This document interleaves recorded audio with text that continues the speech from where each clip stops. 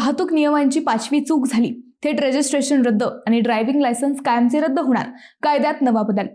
रस्त्यावरील वाढते अपघात, बेशिस्त वाहन चालक पाहता केंद्र सरकारने अखेर कठोर निर्णय घेत केंद्रीय मोटार वाहन कायद्यांमध्ये मोठे बदल केलेत।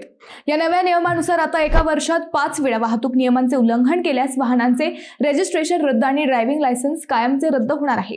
राज्यात अपघातांचे वाढते प्रमाण चिंताजनक आहे।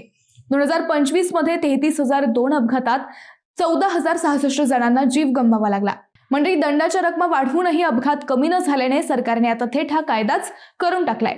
एखाद्या वाहन चालकाने एका वर्षात 5 वेळा वाहतूक नियम मोडले तर संबंधित वाहनाचे नोंदणी प्रमाणपत्र रद्द होईल, सोबतच ड्रायव्हिंग लायसन्सही कायमस्वरूपी रद्द होणार आहे। याचा अर्थ असा, वाहन चालक पुन्हा रस्त्यावर वाहन चालवूच शकणार नाही। दरम्यान नव्या नियमानुसार चलान जारी झाल्यापासून वाहन मालकाला 45 दिवसांचा ग्रेस पिरियड दिला जाईल। त्यानंतर पुढील 30 दिवसांच्या आत दंड भरणे बंधनकारक असेल। वाहन मालकांना मिळालेल्या चालनाविरुद्ध 45 दिवसांच्या संबंधित प्राधिकाऱ्याकडे अपील दाखल करता येईल। प्राधिकाऱ्याला 30 दिवसांच्या आत या अर्जावर निकाल देणे बंधनकारक आहे, अन्यथा ते चालन आपोआप रद्द होणार आहे।